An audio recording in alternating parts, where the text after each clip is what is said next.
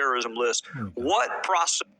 Let me ask you another question about the terrorism list. What process is afforded a U.S. citizen, not someone who's overstayed a visa, not someone who crossed the border without permission, but an American citizen? What process is currently afforded an American citizen before they go on that list?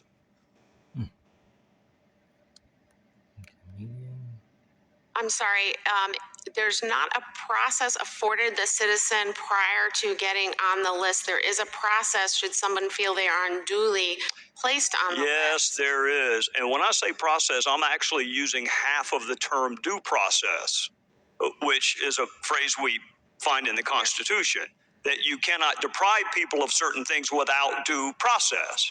So I understand Mr. Good's idea, which is wait until your right has been taken from you and then you can petition the government to get it back. I understand that that's his idea.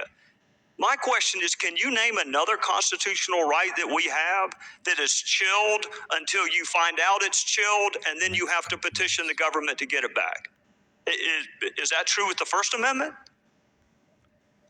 Sir, there are strict criteria before. That's not my question, ma'am. That is not my question. My question is, what process is afforded a United States citizen before that person's constitutional right is infringed?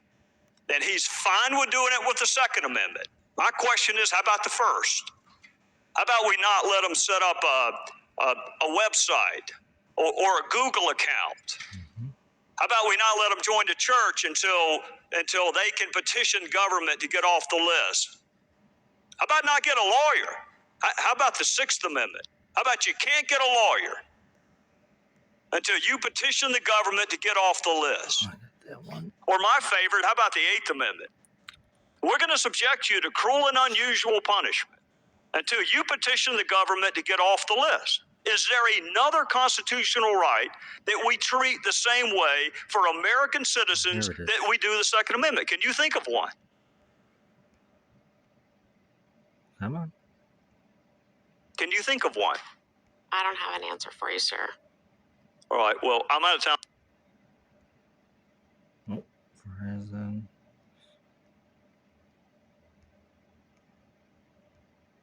Chairman, Ms. Parisi, how many visa overstayers are there in the United States?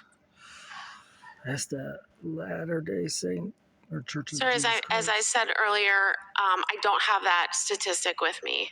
Well, let's use the president's statistics that there are 11 million and 40% of them would be visa overstayers as opposed to border crossers. Do you take exception with what the president said, or can we just use that as kind of a baseline? I, in all honesty, don't recall what the president said about it, but I'm not sure where those stats are coming from. So you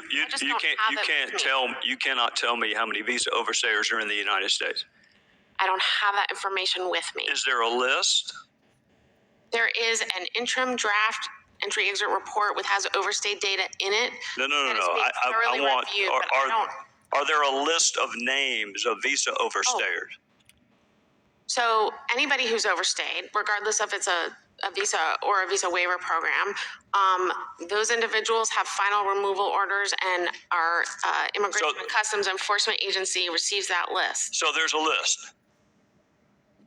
Yeah. Is that list shared with federally licensed firearms dealers? I am not sure.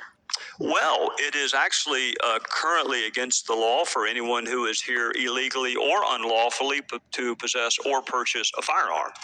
And I understood in Mr. Good's opening, he wants to create a new list of prohibited persons, which just struck me that maybe we ought to find out how good a job we're doing with the current statutes that we have. Do you know how many prosecutions that there were for, say, the last 3 years for folks who tried to purchase a firearm that were not here legally? No, sir, but I can ask ICE that question. Well, it wouldn't be ICE, it'd be the Department of Justice. Then I wouldn't have that information because I'm with DHS. Well, and the good news for us is we do have that information, and it's an incredibly small number of prosecutions, like less than 100.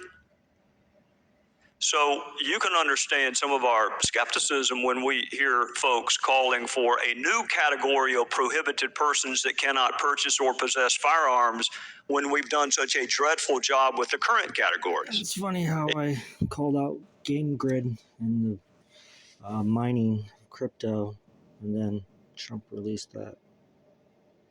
Coincidence? I don't know. But I have social media everywhere. And they're trying to scrub it, but I keep on moving it. So, who is really the winner?